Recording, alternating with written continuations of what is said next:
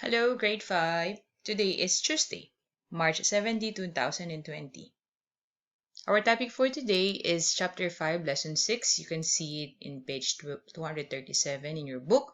The title is What are Erosion and Deposition? Let's start. The word focus for today is erosion and deposition. This topic is just a continuation of your topic in your grade 4. Erosion is the movement of materials away from the place. I will make it easy for you. Erosion is the process of nature how to move rocks. But how can we move rocks?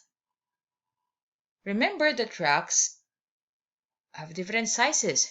Rocks could be in the form of dust, which is very tiny. Rocks could also be as a big boulders of rock or as big as the mountain. But I know you are questioning in your mind, we can move dust, but how about can we move mountains?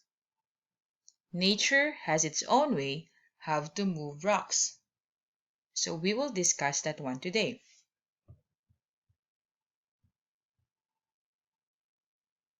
Now, let's start. Erosion is the movement, and then the other word is deposition, which is the process of layering down the materials or layering down the rocks and then the soil. Before we answer question number 1, I will show you the illustration. How do nature move and layer the rocks? Let's start. Before we can move and layer the rocks and then the soil, we need to break it first. The nature or earth has its own way how to break the rocks. Rocks or the boulders of rock could be broken by the following. We call it as agent of weathering. The meaning of weathering, remember when you were in grade 4, is the breaking of rocks. The nature could break it by the process of weathering by water, wind, plants, and temperature. A strong rain combined with the carbon dioxide is called an acid rain. Acid rain could slowly break the boulders of rock. Same also with the wind. Strong wind could break the rock, like the tornado. The roots of the plants, when the roots started to penetrate or go inside or deeper in the bodies of rock, that could also break rocks. Hot and cold temperature could also break the rocks. So that is the agents of weathering. Now, after the weathering or the breaking of rock happen, erosion takes place. Remember the meaning of erosion, that is the movement of the materials, and then that materials refers to the rocks and soil. What could break the rocks are water, wind, and plants and temperature, right? But they are also agents of erosion, or what can move the rocks and then the soil. There are two ways. Water could move it downhill, same also by the wind. Example, remember when rain pours out, the tiny pieces of rocks here now started to move downhill.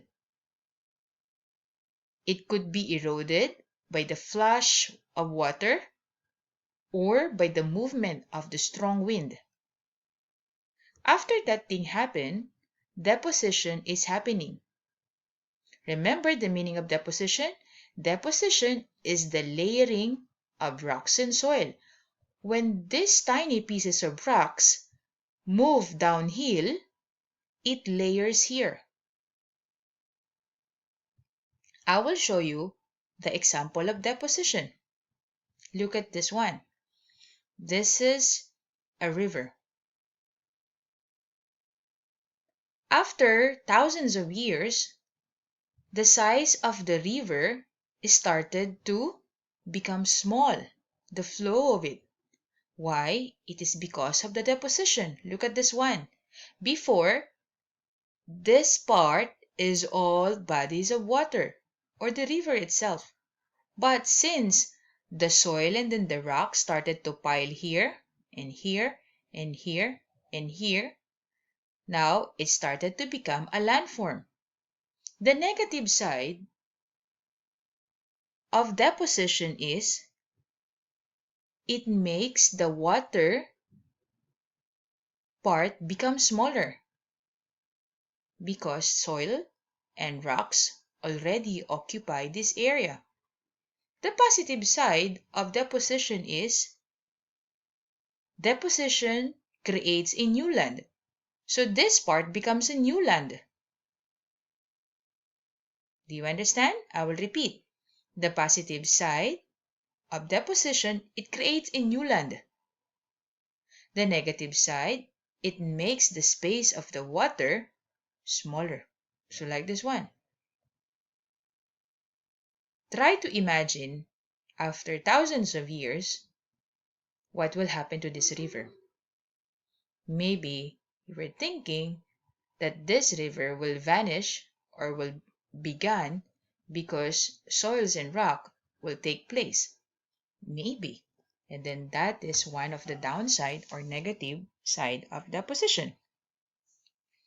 Let's go back to question number 1.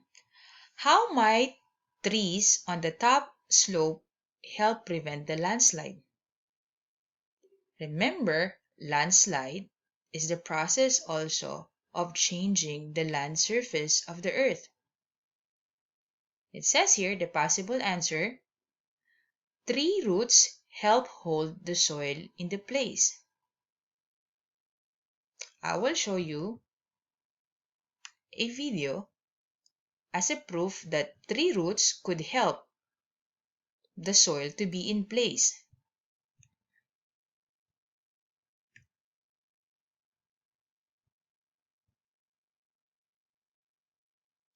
Hi, I'm Jared. Welcome to Fun Science Demos. The big idea today is erosion and how water has the power to shape our land. But we don't want the water to shape our land too much because we need that soil to grow plants. We use those plants for food, and animals use those plants for food. So what you see in front of me are 3 different types of land. This first type is just bare soil. It's just soil. This next type has dead leaves on top, and the third type has plants growing in the soil. This may not look too exciting right now, but when it rains, that water has the power to change the land, and we're going to make it rain to see what that water is going to do to our land. So we cut the top off of 3 plastic bottles, and we put the same soil in each of those 3 bottles. All of these bottles have the same soil. We covered this soil with dead leaves, and we grew some plants in this bottle. We've also used other plastic bottles to catch the water that's going to come out of these when we pour it into the bottle. We want to pour water into each bottle and see what happens. Does that water have the power to change the land? What do you think is going to happen when we pour water into this bottle and it comes out into the cup?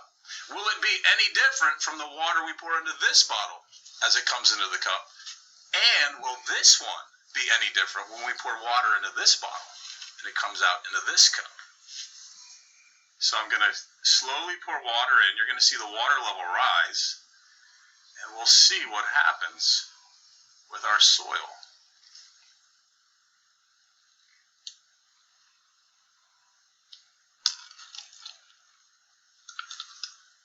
We'll keep it coming. And now it's coming out. Take a look at the bottle we used to catch the water. Well, what do you notice? Well, it's cloudy. So why is it cloudy? That's because all the dirt and the soil from our bottle was washed into the cup. The water had the power to actually take the dirt and the soil with it out of the bottle and into the cup. The water moved the soil. It shaped the soil. So now I'm going to pour about the same amount of water into the next bottle. what do you think is going to happen? The water that we catch, will it be just as dirty? Will it be less dirty? Will we even be able to see a difference? Well, let's pour the water and find out. Here we go. So I'm pouring the water in.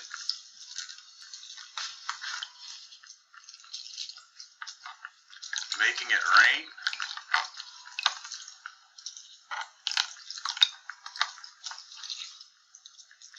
Adding water to our bottle.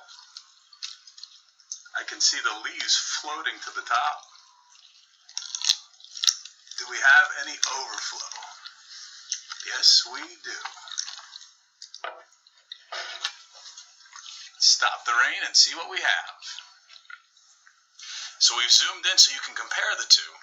This one has a lot of the soil in the container.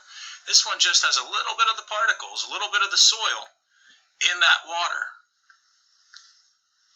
So why do you think this container is a little bit cleaner? Well, what's different between the two?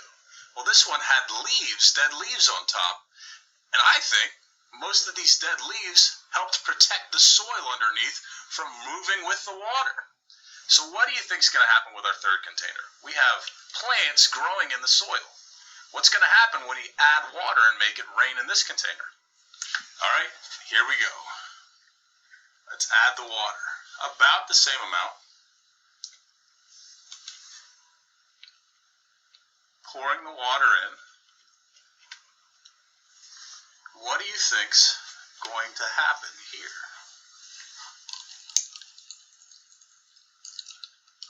Add a little bit more.